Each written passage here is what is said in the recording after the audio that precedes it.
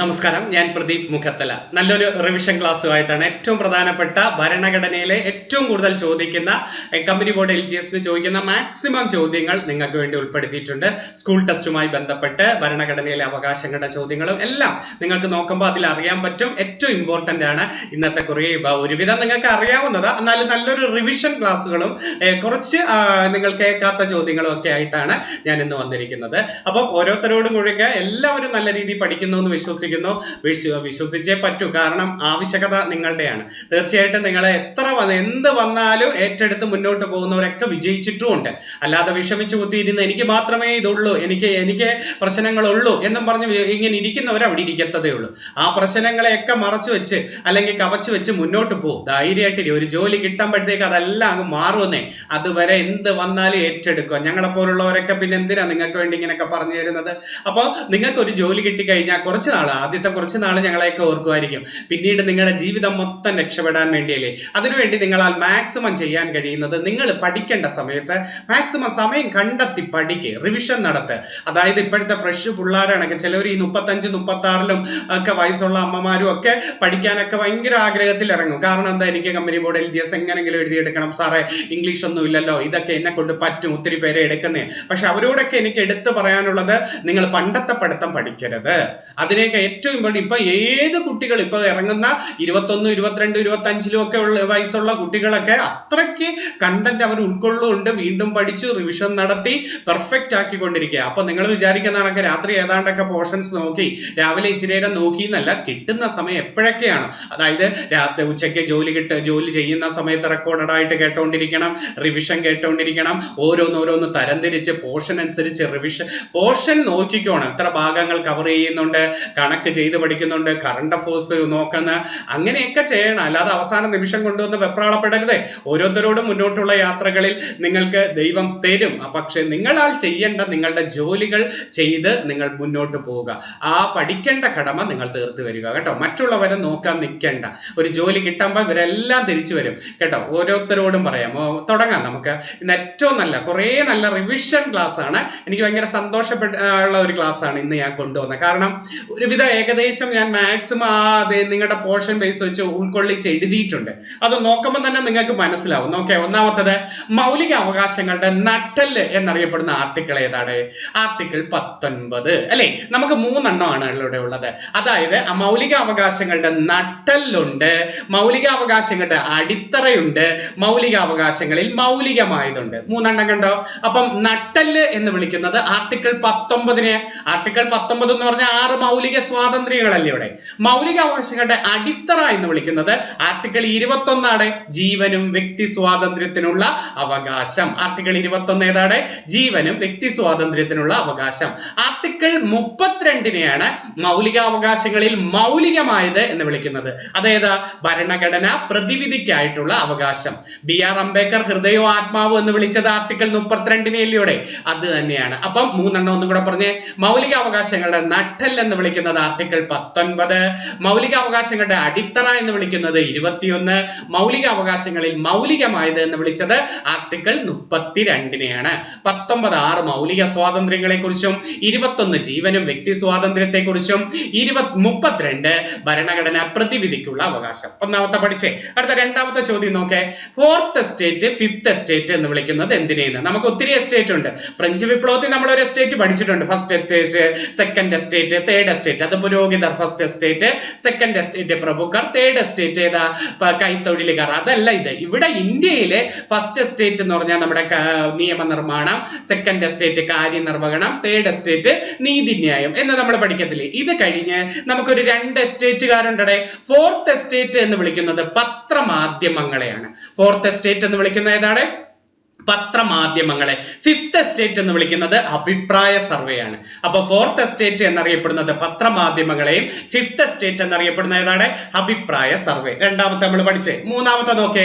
ഇന്ത്യയുടെ ആദ്യത്തെ വിദ്യാഭ്യാസ മന്ത്രി മൗലാന അബുൽ കലാം ആസാദ്. നമുക്കറിയാം ഇന്ത്യയുടെ ആദ്യത്തെ വിദ്യാഭ്യാസ മന്ത്രിയാണ് മൗലാന അബുൽ കലാം ആസാദ്. ഇദ്ദേഹത്തിന്റെ ജന്മദിനമല്ലേ നമ്മൾ വിദ്യാഭ്യാസ ദിനമായിട്ട് പറയുന്നത്?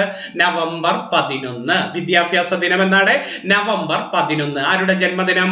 മൗലാന അബുൽ കലാം ആസാദിന്റെ ജന്മദിനമാണ്. ഇദ്ദേഹത്തിന്റെ ആത്മകഥയുടെ പേരല്ലേ ഇന്ത്യ സ്വാതന്ത്ര്യം നേടുന്നു, ഇന്ത്യ വിൻസ് ഫ്രീഡം. ആരുടെ ആത്മകഥ? മൗലാന അബുൽ കലാം ആസാദിന്റെ ആത്മകഥയുടെ പേരാണ് ഇന്ത്യ സ്വാതന്ത്ര്യം നേടുന്നു. ഇദ്ദേഹത്തിന്റെ 2 പത്രങ്ങളാണ് അൽ ഹിലാലും അൽ ബലാക്കും. അപ്പൊ എന്തൊക്കെ പഠിച്ചടേ? മൗലാന അബുൽ കലാം ആസാദ് ആണ് ഇന്ത്യയുടെ ആദ്യത്തെ വിദ്യാഭ്യാസ മന്ത്രി. ഇദ്ദേഹത്തിന്റെ ജന്മദിനമായ നവംബർ 11 വിദ്യാഭ്യാസ ദിനമായിട്ട് പറയുന്നു. ഇദ്ദേഹത്തിന്റെ ആത്മകഥയുടെ പേര് ഇന്ത്യ വിൻസ് ഫ്രീഡം അഥവാ ഇന്ത്യ സ്വാതന്ത്ര്യം നേടുന്നു. ഇദ്ദേഹത്തിന്റെ 2 പത്രങ്ങളാണ് അൽ ഹിലാൽ അൽ ബലാക്ക്. സെറ്റാണോ? സ്കൂൾ ടെസ്റ്റിൽ ഉള്ളതായിരുന്നു. അടുത്തത് നോക്കേ, അടുത്ത നല്ലൊരു ക്വസ്റ്റ്യൻ. ഭരണഘടനയുടെ ഭാഗം 1, ഭാഗം 2, ഭാഗം 3, ഭാഗം 4, ഭാഗം 4 വരെ ഞാൻ ചോദിച്ചിട്ടുണ്ട്. അപ്പം ഭാഗം 1 പഠിക്കണം, ഭാഗം 2 പഠിക്കണം, ഭാഗം 3 പഠിക്കണം, പിന്നെ ഏതുണ്ട്? ഭാഗം 4 പഠിക്കണം, ഭാഗം 4A പഠിക്കണം. ഇത്രയും പഠിച്ചേ പറ്റൂ. ഓർഡറിൽ എഴുതിയിട്ടുണ്ട്, ഒന്ന് നോക്കിയടെ. ഭരണഘടനയുടെ ഭാഗം നോക്കാം. ഭാഗം 1 യൂണിയനും പ്രദേശവും. യൂണിയനും പ്രദേശവും എവിടെ മുതൽ എവിടം വരെ? 1 മുതൽ 4 വരെ. ആർട്ടിക്കിൾ ചോദിച്ചാൽ 1 മുതൽ 4 വരെ. അടുത്ത തൊട്ട് ഇമ്പോർട്ടന്റ്. ഭാഗം 2 പൗരത്വം. ആർട്ടിക്കിൾ 5 മുതൽ 11 വരെ. ഭാഗം 3 മൗലികാവകാശം. ആർട്ടിക്കിൾ 12 മുതൽ 35 വരെ. ഭാഗം 4 നിർദ്ദേശക തത്വം. ആർട്ടിക്കിൾ 36 മുതൽ 51 വരെ. ഭാഗം 4A മൗലിക കർത്തവ്യങ്ങൾ. Article 51A. അപ്പൊ ഒരു ഓർഡറിൽ ഒന്ന് പറഞ്ഞേടെ. ഭാഗം 1 യൂണിയനും പ്രദേശവും. Article 1 to 4. ഭാഗം 2 പൗരത്വം. ആർട്ടിക്കിൾ 5 മുതൽ 11 വരെ. ഭാഗം 3 മൗലിക അവകാശം. ആർട്ടിക്കിൾ 12 മുതൽ 35 വരെ. ഭാഗം 4 നിർദ്ദേശക തത്വങ്ങൾ. ആർട്ടിക്കിൾ 36 മുതൽ 51 വരെ. ഭാഗം 4A മൗലിക കർത്തവ്യങ്ങൾ. Article 51A. ഭാഗം 4A മൗലിക കർത്തവ്യങ്ങൾ. Article 51A. സെറ്റാണ്. 2 പൗരത്വം, 3 മൗലികാവകാശം, 4 നിർദ്ദേശക തത്വം, 4A മൗലിക കർത്തവ്യങ്ങൾ. ആർട്ടിക്കിൾ മാത്രം പറഞ്ഞ്. യൂണിയനും പ്രദേശവും 1 to 4, പൗരത്വം 5 to 11, മൗലികാവകാശം 12 to 35, നിർദ്ദേശക തത്വങ്ങൾ 36 to 51, മൗലിക കർത്തവ്യങ്ങൾ 51A. സെറ്റാണ്. നല്ലൊരു ക്വസ്റ്റ്യൻ. ആവർത്തിക്കാം, ഉറപ്പായിട്ട് വരാൻ പ്രതീക്ഷിക്കാം. അടുത്ത പോർഷൻ നോക്കിയടെ. മൗലിക അവകാശങ്ങൾ ഇന്ത്യ കടമെടുത്തത് അമേരിക്ക. മൗലിക കർത്തവ്യങ്ങൾ ഇന്ത്യ കടമെടുത്തത് റഷ്യ. നിർദ്ദേശക തത്വങ്ങൾ ഇന്ത്യ കടമെടുത്തത് അയർലൻഡ്. ഇതും ആവർത്തിക്കാം LGS-ൽ. മൗലിക അവകാശം, മൗലിക കർത്തവ്യം, നിർദ്ദേശക തത്വം. 3 പറഞ്ഞേ. മൗലിക അവകാശങ്ങൾ കടമെടുത്തത് അമേരിക്കയിൽ നിന്നും, മൗലിക കർത്തവ്യങ്ങൾ റഷ്യയിൽ നിന്ന്, സോവിയറ്റ് യൂണിയനിൽ നിന്നും വരാമേ. നിർദ്ദേശക തത്വങ്ങൾ കടമെടുത്തത് അയർലൻഡിൽ നിന്നും. ഇന്ത്യൻ ഭരണഘടനയ്ക്ക് ആമുഖം ഉണ്ടല്ലോ. ആമുഖത്തിന്റെ ശില്പി ജവഹർലാൽ നെഹ്റു ആണ്. ഇന്ത്യൻ ഭരണഘടനയുടെ ആമുഖത്തിന്റെ ശില്പി ആരാണ്? ജവഹർലാൽ നെഹ്റു. ഇന്ത്യൻ ഭരണഘടനയ്ക്ക് ഒരു ആമുഖം വേണമെന്ന് ആദ്യമായിട്ട് പറഞ്ഞത് BN റാവു ആണ്. ഭരണഘടനാ നിർമ്മാണ സഭയുടെ ഉപദേശകൻ എന്ന് വിളിക്കുന്നത് BN റാവു അല്ലേ? ഇദ്ദേഹമാണ് ആമുഖം വേണം എന്ന് ആദ്യമായി ആവശ്യപ്പെട്ടത് എന്ന ചോദ്യമാണെങ്കിൽ BN റാവു. ആമുഖത്തിന്റെ ശില്പി ആരെന്ന് ചോദിച്ചാൽ ജവഹർലാൽ നെഹ്റു ആണ് പറയേണ്ടത്. അതും സിമ്പിൾ ക്വസ്റ്റ്യൻ. 7 ഒക്കെ. ആമുഖത്തെ കുറിച്ച് ഇന്ത്യൻ ഭരണഘടനയുടെ ഭാഗമല്ല എന്ന് പറഞ്ഞത് 1960 ബെറുബാറി കേസ്. ഭാഗമാണ് എന്ന് പറഞ്ഞത് 73 കേശവാനന്ദ ഭാരതി കേസ്. ആമുഖം ഇന്ത്യൻ ഭരണഘടനയുടെ അവിഭാജ്യ ഘടകമാണെന്ന് പറഞ്ഞത് 95 LIC ഓഫ് ഇന്ത്യ കേസ്. ഉപയോഗശൂന്യമായ വാചാടോപത്തിന്റെ ശേഖരമല്ല ആമുഖം എന്ന് പറഞ്ഞത് 86 ആദം പ്രകാശ് കേസിലാണ്. ഓക്കെ, അപ്പൊ 4 എണ്ണവും ചോദിക്കാൻ സാധ്യതയുള്ളതാണ്. ആമുഖത്തെ കുറിച്ചുള്ള കേസുകൾ എന്ന് പറഞ്ഞയുടെ. ആമുഖം ഇന്ത്യൻ ഭരണഘടനയുടെ ഭാഗമാണ് എന്ന് പറഞ്ഞത് ബെറുബാറി കേസ് 60. ഭാഗമല്ല എന്ന് പറഞ്ഞത് 73 കേശവാനന്ദ ഭാരതി കേസ്. അവിഭാജ്യ ഘടകമാണെന്ന് പറഞ്ഞത് 95 LIC ഓഫ് ഇന്ത്യ കേസ്. ഉപയോഗശൂന്യമായ വാചാടോപത്തിന്റെ ശേഖരമല്ല ആമുഖം എന്ന് പറഞ്ഞത് ആദം പ്രകാശ് കേസാണ്. നല്ലൊരു ക്വസ്റ്റ്യൻ ആണ്. അത് പഠിച്ചു വെക്കണേ. ഒരുവിധം എല്ലാവരും പഠിച്ചിട്ടുണ്ട്, എന്നാലും അത് സെപ്പറേറ്റ് എഴുതി തന്നേ ഉള്ളൂ. അടുത്തതാ നല്ലൊരു ചോദ്യം വരുന്നു. മൗലിക അവകാശങ്ങളെ കുറിച്ചുള്ള പ്രമേയം പാസാക്കിയ കോൺഗ്രസ് സമ്മേളനം ഏതാ? 31 കറാച്ചി സമ്മേളനം. INC-യുടെ ഏത് സമ്മേളനത്തിലാണ്? 31 കറാച്ചി സമ്മേളനം. ആ സമയത്ത് INC-യുടെ പ്രസിഡന്റ് സർദാർ വല്ലഭ വല്ലഭായ് പട്ടേൽ. അപ്പൊ മൗലികാവകാശങ്ങളെ കുറിച്ച് പ്രമേയം പാസാക്കിയ INC-യുടെ സമ്മേളനം 31 കറാച്ചി സമ്മേളനം. ആ സമയത്ത് INC-യുടെ പ്രസിഡന്റ് ആരാണ്? സർദാർ വല്ലഭായ് പട്ടേൽ. അതുകൊണ്ടാണ് അദ്ദേഹത്തെ എന്ത് വിളിക്കുന്നത്? മൗലികാവകാശങ്ങളുടെ ശില്പി ആര് എന്ന് ചോദിച്ചാൽ സർദാർ വല്ലഭായ് പട്ടേൽ. പക്ഷെ മറ്റൊരു ക്വസ്റ്റ്യൻ ഉണ്ടേ, ഈ മൗലികാവകാശങ്ങൾ ആ സമയത്ത് ആ പ്രമേയത്തിന്റെ കരട് തയ്യാറാക്കിയത് നമ്മുടെ ജവഹർലാൽ നെഹ്റു ആണ്. മൗലികാവകാശങ്ങളെ കുറിച്ചുള്ള പ്രമേയത്തിന്റെ കരട് തയ്യാറാക്കിയത് ആരാണ്? ജവഹർലാൽ നെഹ്റു ആണ്. അടുത്തതാ വേറൊരു മൗലികാവകാശത്തിന്റെ INC സമ്മേളനം നോക്കെ. മൗലികാവകാശങ്ങളുടെ പ്രഖ്യാപനമായിരിക്കും ഭാവി ഇന്ത്യയുടെ അടിസ്ഥാനം എന്ന് പറഞ്ഞ INC-യുടെ സമ്മേളനം 1927 മദ്രാസ് സമ്മേളനമാണ്. 27 മദ്രാസ് സമ്മേളനമാണ്. പ്രസിഡന്റ് MA അൻസാരിയാണ്. അപ്പൊ ഭാവി ഇന്ത്യയുടെ അടിസ്ഥാനം എന്ന് പ്രഖ്യാപിച്ചത് ആരാണ്? MA അൻസാരി 27 മദ്രാസ് സമ്മേളനം. പക്ഷെ ആദ്യമായിട്ട് ഇന്ത്യയിലെ ജനങ്ങൾക്ക് ഉറപ്പു നൽകുന്ന മൗലികാവകാശങ്ങളുടെ പട്ടിക രേഖപ്പെടുത്തിയ റിപ്പോർട്ട് ഏത് എന്നൊരു ചോദ്യം വരും. അത് 28 നെഹ്റു റിപ്പോർട്ടാണ്. ഇമ്പോർട്ടന്റ്. ജനങ്ങളുടെ അവകാശ പത്രിക ആദ്യത്തേത് ഏത് എന്ന് ചോദിച്ചാലും 1928 നെഹ്റു റിപ്പോർട്ട്. ആരാ അവതരിപ്പിച്ചത് നെഹ്റു റിപ്പോർട്ട്? മോത്തിലാൽ നെഹ്റു. അപ്പൊ നെഹ്റു റിപ്പോർട്ട് ആരുടെയാണ്? മോത്തിലാൽ നെഹ്റു. അപ്പം 27 മദ്രാസ് സമ്മേളനം, പ്രസിഡന്റ് MA അൻസാരി. അത് ഓർമ്മ. അപ്പൊ ആദ്യത്തെ ജനങ്ങളുടെ അവകാശ പത്രിക ഏതാണ്? പത്രിക നെഹ്റു റിപ്പോർട്ട് 28 മോത്തിലാൽ നെഹ്റു ആണ്. സെറ്റാണോ? അടുത്തൊക്കെ ഭരണഘടനയുടെ ഹൃദയവും ആത്മാവും എന്ന് താക്കൂർദാസ് ഭാർഗവ് വിളിച്ചത് ആമുഖത്തെയാണ്.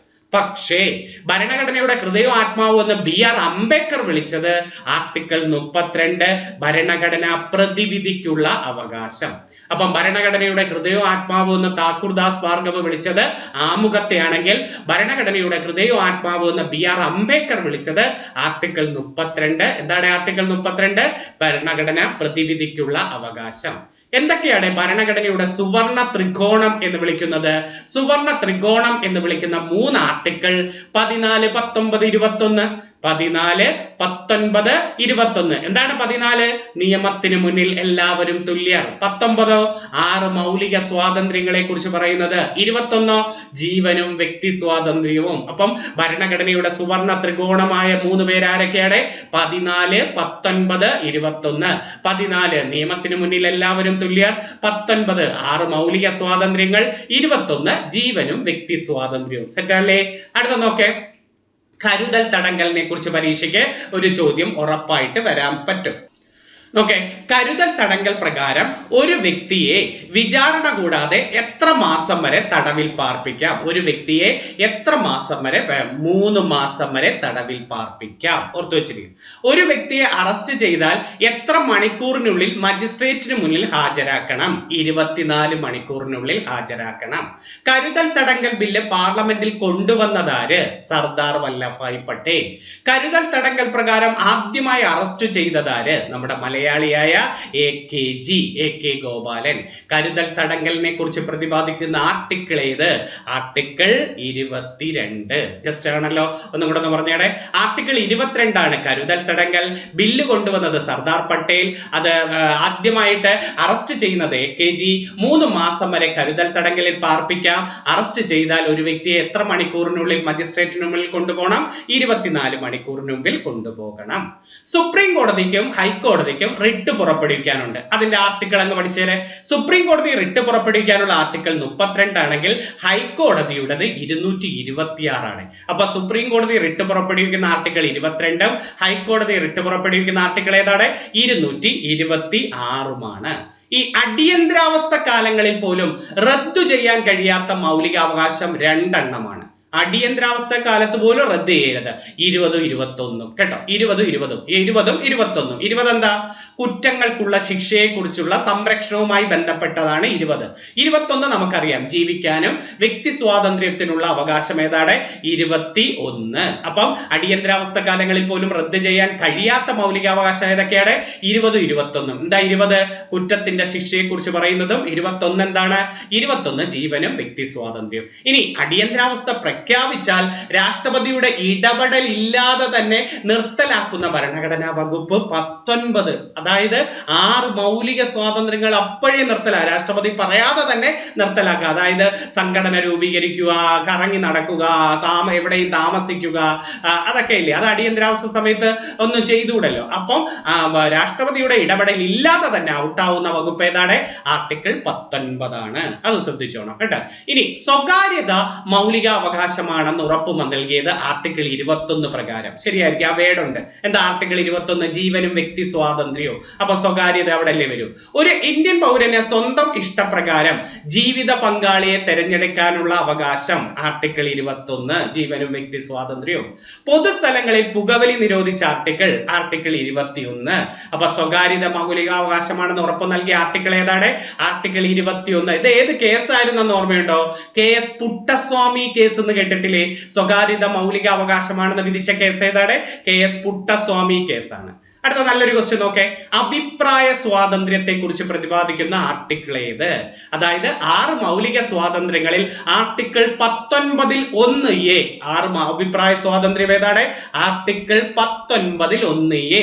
അത് തന്നെയാണ് പത്രസ്വാതന്ത്ര്യം, വിവരാവകാശം. പത്രസ്വാതന്ത്ര്യത്തെ കുറിച്ച് പറയുന്നതും വിവരാവകാശത്തെ കുറിച്ച് പറയുന്നത് ആർട്ടിക്കിൾ 19 1A. അഭിപ്രായ സ്വാതന്ത്ര്യം, പത്രസ്വാതന്ത്ര്യം, വിവരാവകാശം. ആർട്ടിക്കിൾ പറഞ്ഞേ 19 1A. 19 എന്ന് പറഞ്ഞാൽ 6 മൗലിക സ്വാതന്ത്ര്യം. അതിൽ ഒന്നാമത്തതിൽ എയിൽ തന്നെയാണ് ഇത് പറയുന്നത്. നിയമത്തിന് മുന്നിൽ എല്ലാവരും തുല്യരാന്ന് പറയുന്നത് സമത്വത്തിനുള്ള അവകാശത്തിലല്ലേ? അതാണ് ആർട്ടിക്കിൾ 14 ഇത് വരുന്നത്. അപ്പൊ നിയമത്തിന് മുന്നിൽ എല്ലാവരും തുല്യരാണ് എന്ന് പറയുന്നത് ആർട്ടിക്കിൾ 14. സമത്വാവകാശമല്ലേ? ഇത് എവിടെ നിന്നാ കടമെടുത്തതെന്ന് ചോദിച്ചാൽ അമേരിക്കയിൽ നിന്നാണ്. നിയമത്തിന് മുന്നിൽ എല്ലാവരും തുല്യർ എന്ന ആശയം ഇന്ത്യ കടമെടുത്തത് എവിടെ നിന്നാണ്? അമേരിക്കയിൽ നിന്നാണ് കടമെടുത്തത്. ആർട്ടിക്കിൾ 14. ഇന്ത്യൻ പൗരത്വ നിയമം പാർലമെന്റ് പാസ്സാക്കിയത് 55. Very very important. പുതിയ ആൾക്കാരുടെ ശ്രദ്ധയ്ക്ക്, ഇന്ത്യൻ പൗരത്വ നിയമം നിലവിൽ വന്നത് 55. ആരാണ് പൗരത്വത്തെ കുറിച്ചുള്ള നിയമം പാസ്സാക്കുന്നത്? ഇന്ത്യൻ പാർലമെന്റ് ആണ്. എവിടുന്നാ കടമെടുത്തത്? ബ്രിട്ടനിൽ നിന്നാണ് പൗരത്വം കടമെടുത്തത്. ആർട്ടിക്കിൾ 5 മുതൽ 11 വരെ പ്രതിപാദിക്കുന്ന ഭാഗം 2 അല്ലെ? അപ്പൊ ഒന്നും കൂടെ ബേസ് എന്ന് പറഞ്ഞാൽ പൗരത്വത്തെ കുറിച്ച് പ്രതിപാദിക്കുന്ന ഭാഗം 2 5 മുതൽ 11 വരെ കടമെടുത്തത് ബ്രിട്ടനിൽ നിന്നും, പാസ്സാക്കുന്നത് പാർലമെന്റ്. പൗരത്വ നിയമവർഷം 55. എത്ര രീതിയിൽ പൗരത്വം ഏറ്റെടുക്കാം?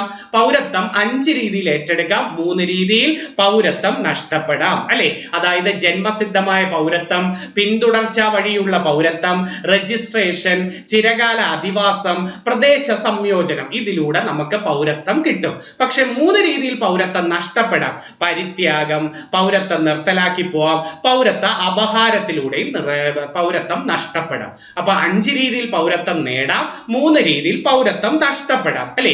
ഇന്ത്യൻ പൗരന്മാരെ വിവാഹം കഴിക്കുന്ന വിദേശികൾക്ക് ഏത് രീതിയിൽ ഇന്ത്യൻ പൗരത്വം ഏറ്റെടുക്കാന്ന് വെച്ചാൽ നമ്മൾ രജിസ്ട്രേഷനിലൂടെ. 5 രീതിയിൽ പൗരത്വത്തിൽ ഒരെണ്ണം രജിസ്ട്രേഷൻ അല്ലേ? അതിലൂടെ ഇന്ത്യൻ പൗരന്മാരെ വിവാഹം കഴിക്കുന്ന വിദേശികൾക്ക് ഏത് രീതിയിൽ ഇന്ത്യൻ പൗരത്വം ഏറ്റെടുക്കാം? രജിസ്ട്രേഷൻ. ഈ അടുത്ത കാലത്ത് പൗരത്വ ഭേദഗതി നിയമം വന്നില്ലേ? പൗരത്വ ഭേദഗതി നിയമം വന്നു. അതൊന്ന് പഠിച്ചേരടെ. 2000 നമ്മുടെ അന്നത്തെ ആഭ്യന്തരമന്ത്രിയായ അമിത്ഷാ തന്നെയാണ് അവതരിപ്പിച്ചത്. ലോകസഭയിൽ അവതരിപ്പിച്ചത് 2019 ഡിസംബർ 9, രാജ്യസഭയിൽ അവതരിപ്പിച്ചത് ഡിസംബർ 11, രാഷ്ട്രപതി അംഗീകരിച്ചത് ഡിസംബർ 19 ആണെങ്കിലും പൗരത്വ ഭേദഗതി നിയമം നിലവിൽ വന്ന ഡേറ്റ് ചോദിക്കും. 2020 ജനുവരി 10 ആണ്. 2020 ജനുവരി 10 ഭേദഗതി. അപ്പം December 9, 2019 December 9 Lok Sabha, 2019 December 11 Rajya Sabha, 2019 December 12 രാഷ്ട്രപതി അംഗീകരിക്കുന്നു. എന്നാണ് നിലവിൽ വരുന്നത്? 2020 ജനുവരി 10 നിലവിൽ വരുന്നത്. ഈ നിയമം നിലവിൽ വരുന്നത്. പൗരത്വ ഭേദഗതി നിയമത്തെ കുറിച്ച് പ്രമേയം പാസാക്കിയ ആദ്യ സംസ്ഥാനം, നിയമത്തെ കുറിച്ച് അനുകൂലിച്ചു വന്നത് ഗോവയും എതിർത്ത് വന്നത് നമ്മുടെ കേരളക്കാരുമാണ്. ആദ്യമായിട്ട് 9 തവണ ഇന്ത്യയിൽ ഇതുവരെ പൗരത്വ നിയമ ഭേദഗതി വരുത്തിയിട്ടുണ്ട് എന്നാണ് പറയുന്നത്.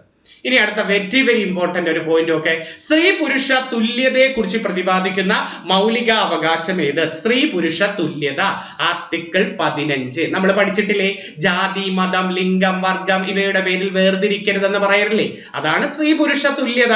ആർട്ടിക്കിൾ 15, ജാതി, മതം, ലിംഗം, വർണ്ണം ഇതിന്റെ പേരിലൊന്നും വേർതിരിക്കരുത്. പക്ഷേ സ്ത്രീക്കും പുരുഷനും തുല്യ ജോലിക്ക് തുല്യ വേതനം എന്ന് പറഞ്ഞത് ആർട്ടിക്കിൾ 39D അത് നിർദ്ദേശക തത്വത്തിലാണ്. ഇത് കിടക്കുന്നത് മൗലികാവകാശത്തിലാണ്. അപ്പൊ സ്ത്രീ പുരുഷ തുല്യത മൗലികാവകാശം ആർട്ടിക്കിൾ 15, സ്ത്രീക്കും പുരുഷനും തുല്യ ജോലിക്ക് തുല്യ വേതനം അത് നിർദ്ദേശക തത്വത്തിൽ ആർട്ടിക്കിൾ ഏതാണ്? 39D കിടക്കുന്നത്. 39D. അടുത്തൊക്കെ 6 വയസ്സ് മുതൽ 14 വയസ്സ് വരെയുള്ള കുട്ടികൾക്ക് സൗജന്യവും നിർബന്ധിതവുമായ വിദ്യാഭ്യാസം നൽകുന്ന മൗലികാവകാശ ആർട്ടിക്കിൾ, കണ്ട ആ വേർഡ് നോക്കണേ, മൗലികാവകാശ ആർട്ടിക്കിൾ 21A ആണ്. ശരിയല്ലേ? 21A. പക്ഷേ 6 വയസ്സിൽ താഴെയുള്ള കുട്ടികൾക്ക് വിദ്യാഭ്യാസവും സംരക്ഷണവും കൊടുക്കേണ്ടേ, അത് നിർദ്ദേശക തത്വത്തിലാണ്. ആർട്ടിക്കിൾ 45 കിടക്കുന്നത്. 45. അടുത്തയുണ്ട് 6 വയസ്സ് മുതൽ 14 വയസ്സ് വരെയുള്ള കുട്ടികൾക്ക് വിദ്യാഭ്യാസത്തെ രക്ഷകർത്താക്കളുടെ മൗലിക കടമയാണ്. വിദ്യാഭ്യാസം കൊടുക്കേണ്ടത് രക്ഷകർത്താവിന്റെ മൗലിക കടമയാണെന്ന് പറഞ്ഞ ആർട്ടിക്കിൾ 51AK. 51AK. അപ്പൊ നോക്കെ 3ലും ഉണ്ട്. ഇത് കണ്ടോ, ഇത് മൗലികാവകാശം, ഇത് നിർദ്ദേശക തത്വം, ഇതേതാണ് മൗലിക കർത്തവ്യം എന്ന് പറഞ്ഞേ. അപ്പം വിദ്യാഭ്യാസം 6 to 14 മൗലികാവകാശം ചോദിച്ചാൽ 21A, മൗലിക കർത്തവ്യം ചോദിച്ചാൽ 51AK. 6ൽ താഴെയുള്ള കുട്ടികൾക്ക് നിർദ്ദേശക തത്വത്തിലാണ് വരുന്നത്. അത് ആർട്ടിക്കിൾ 45 ആണ്. മൗലികാവകാശങ്ങളും നിർദ്ദേശക തത്വങ്ങളും ഭരണഘടനയുടെ മനസാക്ഷി എന്ന് വിളിച്ചത് ഗ്രാൻവില്ലെ ഓസ്റ്റിൻ എന്ന് പറയുന്ന ആളാണ്. മൗലികാവകാശങ്ങളെയും നിർദ്ദേശക തത്വങ്ങളെയും ഭരണഘടനയുടെ മനസാക്ഷി എന്ന് വിളിച്ചത് ഗ്രാൻവില്ലെ ഓസ്റ്റിൻ. പക്ഷെ പൊതുവെ ഭരണഘടനയിൽ ഇന്ത്യൻ ഭരണഘടനയുടെ മനസാക്ഷി എന്ന് വിളിക്കുന്നതും ഇന്ത്യൻ ഭരണഘടനയുടെ രത്നം എന്നൊക്കെ അറിയപ്പെടുന്നത് ആമുഖത്തെയാണ്. ഗ്രാൻവില്ലെ ഓസ്റ്റിൻ ആണ് രണ്ടും കൂടെ ചേർത്ത് ഇവിടെ പറഞ്ഞത് കേട്ടോ. ഇന്ത്യൻ ഭരണഘടനയുടെ മനസാക്ഷി രത്നം എന്നൊക്കെ അറിയപ്പെടുന്നത് ആമുഖവും, ഗ്രാൻവില്ലെ ഓസ്റ്റിൻ എന്ത് വിളിച്ചു?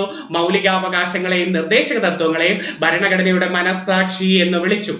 മൗലിക അവകാശം ഭാഗം 3 പഠിച്ചു. ആർട്ടിക്കിൾ 12 മുതൽ 35 വരെയല്ലേ അതും പഠിച്ചു. കടമെടുത്തത് അമേരിക്കയിൽ നിന്നല്ലേ പഠിച്ചു. ആകെ എത്ര എണ്ണം ഉണ്ട്? 6 എണ്ണം. തുടക്കത്തിൽ 7 ആയിരുന്നു, ഇപ്പൊ 6. ശില്പി ആരാ? സർദാർ വല്ലഭായ് പട്ടേൽ. സംരക്ഷകനാരാ?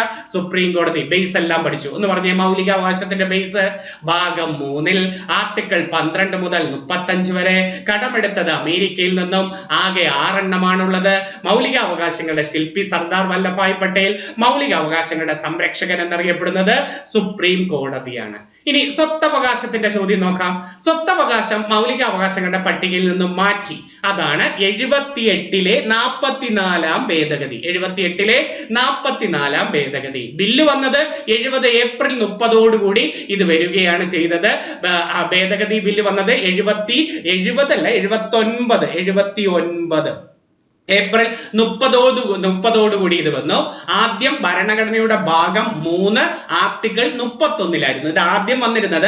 ഭരണഘടനയുടെ ഭാഗം 3 ആർട്ടിക്കിൾ 31 ഉൾപ്പെടുത്തി. അതായത് മൗലികാവകാശത്തിൽ കിടന്നതല്ലേ, ഇപ്പോൾ അത് നിയമാവകാശമായി. ആർട്ടിക്കിൾ 300A ഇത് കിടക്കുന്നത്. Article 300A. പ്രധാനമന്ത്രി മൊറാർജി ദേശായി, പ്രസിഡന്റ് നീലം സഞ്ജീവ റെഡ്ഡി. ചോദിക്കാൻ പറ്റിയ ഒരു ക്വസ്റ്റ്യൻ ആണ്.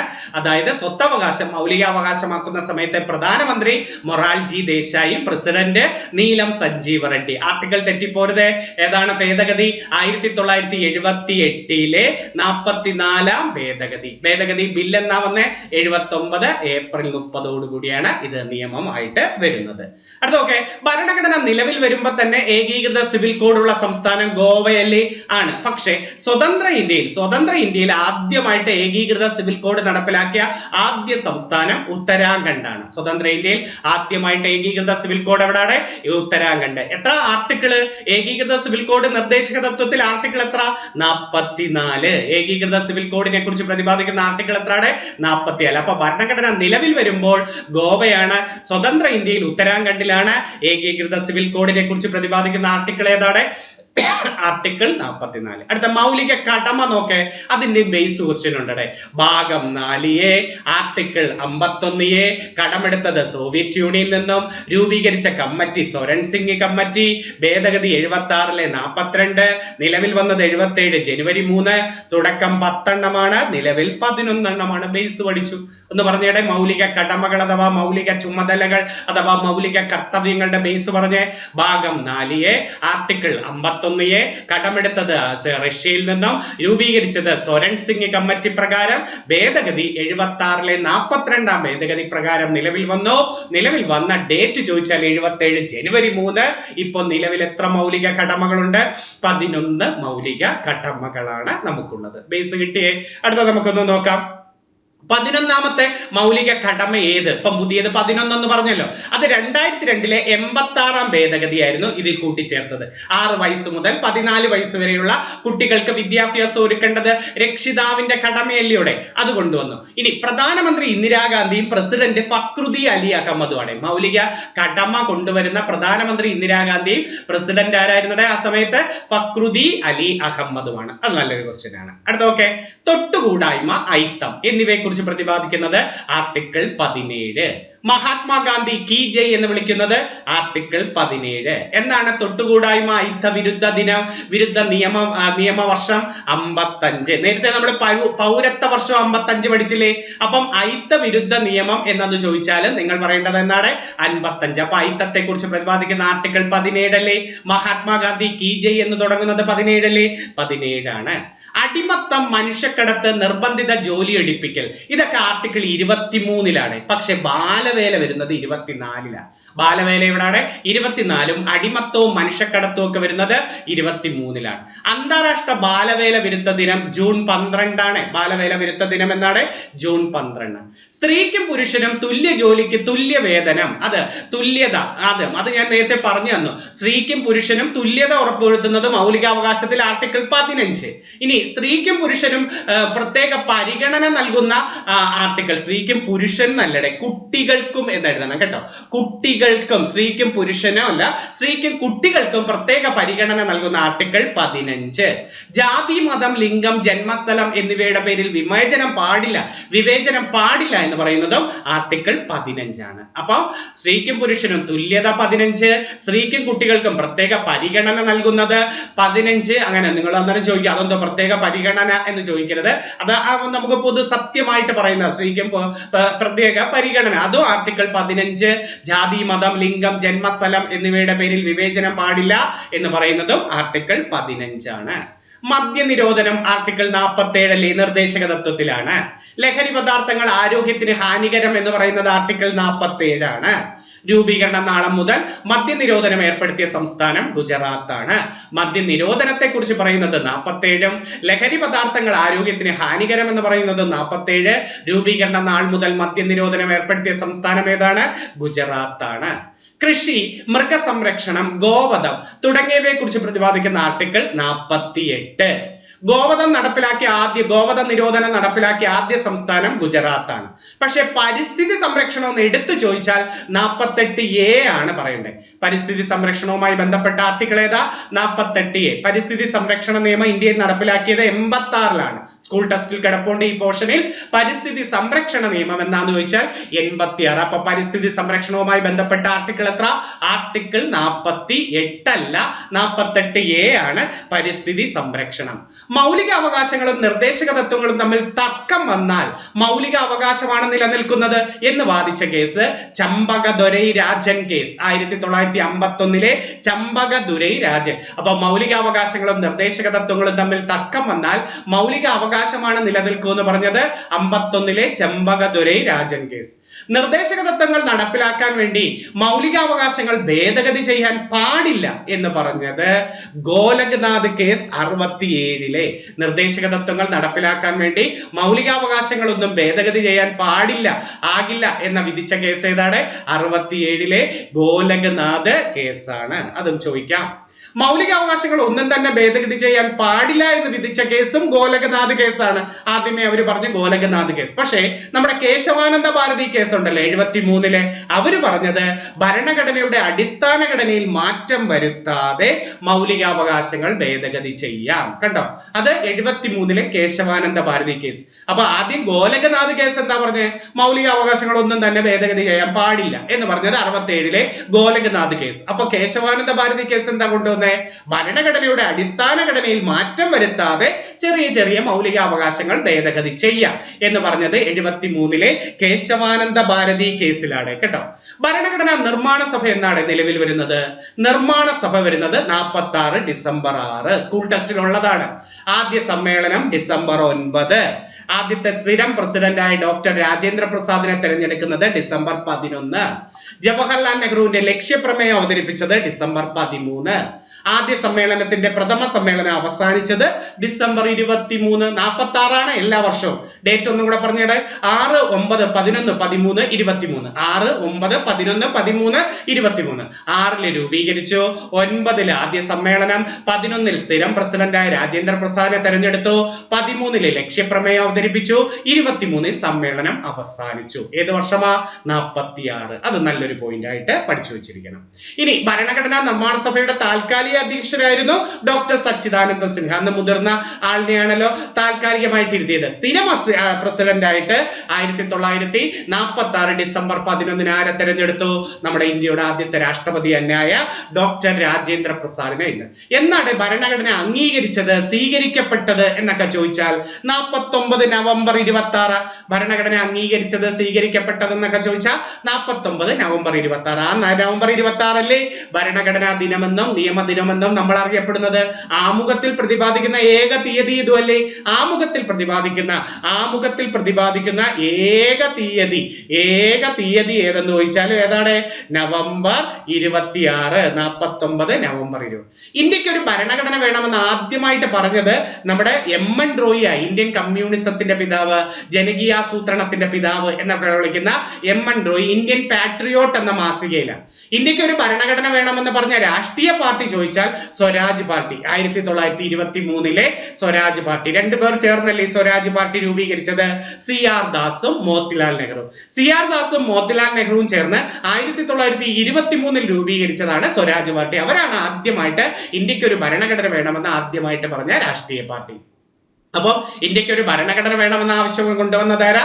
എം.എൻ. റോയി എന്ന ഭരണഘടന വേണമെന്ന ആശയം ആദ്യം. ഇനി എന്തൊക്കെയാണ് നിർദ്ദേശക തത്വങ്ങളുടെ ലക്ഷ്യങ്ങൾ? സ്കൂൾ ടെസ്റ്റിലുണ്ട്. എല്ലാ വിഭാഗം ജനങ്ങളെയും ഉൾപ്പെടുത്തിയിട്ടുള്ള ക്ഷേമരാഷ്ട്രം. ഈ വാക്ക് തെറ്റരുത്. നിർദ്ദേശക തത്വങ്ങൾ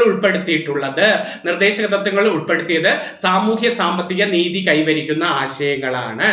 നിർദ്ദേശക തത്വങ്ങളെ എത്രയായി തരംതിരിക്കാം? 3 ആയിട്ട് തരംതിരിക്കാം.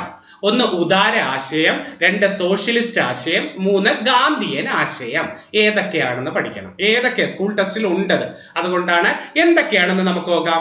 ആദ്യം ഞാൻ എഴുതിയിരിക്കുന്നത് ഗാന്ധിയൻ ആശയം. നിർദ്ദേശക തത്വത്തിൽ പറഞ്ഞ ഗാന്ധിയൻ ആശയങ്ങൾ: ഗ്രാമപഞ്ചായത്ത് സംഘടിപ്പിക്കുക, കുടിൽ വ്യവസായം പ്രോത്സാഹിപ്പിക്കുക, കൃഷിയും മൃഗസംരക്ഷണവും പ്രോത്സാഹിപ്പിക്കുക, ലഹരി പദാർത്ഥങ്ങൾ ആരോഗ്യത്തിന് ഹാനികരം, മരുന്നുകളുടെ ഉപഭോഗത്തിന് നിരോധനം, പട്ടികജാതി പട്ടികവർഗ വിഭാഗങ്ങളുടെയും ദുർബല വിഭാഗങ്ങളുടെയും ഉന്നമനം.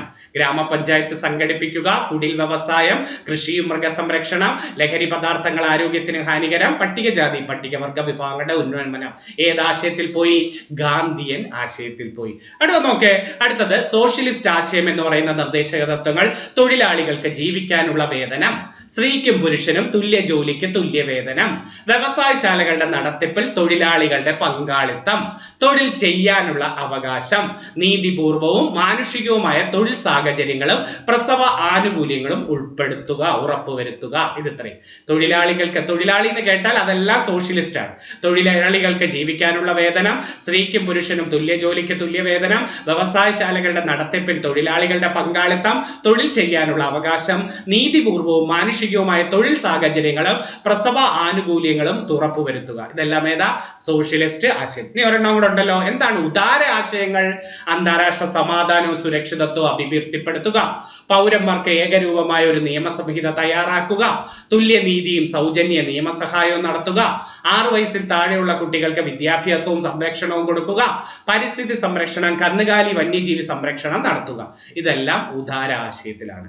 അന്താരാഷ്ട്ര സമാധാനം സുരക്ഷിതത്വം, പൗരന്മാർക്ക് നിയമസംഹിത, തുല്യനീതിയും സൗജന്യ നിയമസഹായം, 6 വയസ്സിൽ താഴെയുള്ള കുട്ടികൾക്ക് വിദ്യാഭ്യാസവും സംരക്ഷണവും പരിസ്ഥിതി സംരക്ഷണവും കന്നുകാലി വന്യജീവി സംരക്ഷണവും ഏതി പോയി? ഉദാര ആശയത്തിലാണ് പോയത്. അത് നല്ലൊരു ക്വസ്റ്റ്യൻ.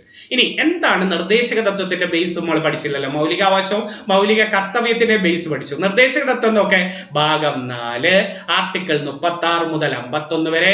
കടമെടുത്തത് അയർലൻഡിൽ നിന്നും, രൂപീകരിച്ചത് തേജ് ബഹാദൂർ സപ്രു കമ്മിറ്റി. ഭാഗം 4 ആർട്ടിക്കിൾ 36 മുതൽ 51 വരെ, രൂപീകരിച്ചത് അയർലൻഡിൽ നിന്നാണ്, കടമെടുത്തത് കമ്മിറ്റിയുടെ പേര് സപ്രു കമ്മിറ്റി. ബേസിക് ക്വസ്റ്റ്യൻ പഠിച്ചു. ഇനി ഈ മൗലികാവകാശവും നിർദ്ദേശവും തത്വവും തമ്മിലുള്ള വ്യത്യാസങ്ങൾ എന്തൊക്കെയാണ്? അതും 9ാം ക്ലാസ് സ്കൂൾ ടെസ്റ്റിലുണ്ട്. മൗലികാവകാശങ്ങൾ ഗവൺമെന്റിന്റെ അധികാരത്തിന് പരിധി നിർണ്ണയിക്കുന്നു.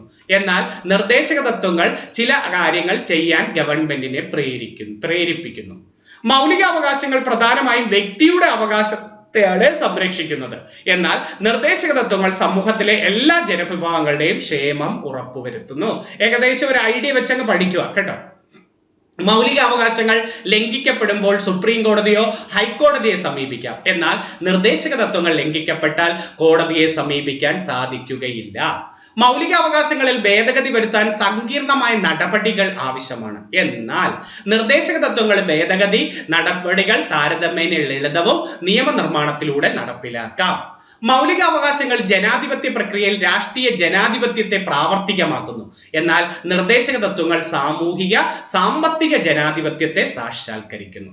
അത് വ്യത്യാസം ചിലപ്പോൾ ചോദിക്കാം. സ്കൂൾ ടെസ്റ്റിൽ ബോക്സിൽ കൊടുത്തിട്ടുണ്ട് കേട്ടോ. മൗലിക കർത്തവ്യങ്ങളുടെ അടിസ്ഥാനം എന്ത് എന്ന് ചോദിച്ചാൽ പൗരർ മൗലിക അവകാശങ്ങൾ ആണ്. അടിസ്ഥാന പൗരർ മൗലിക അവകാശമാണ് എന്നുള്ളതാണ്.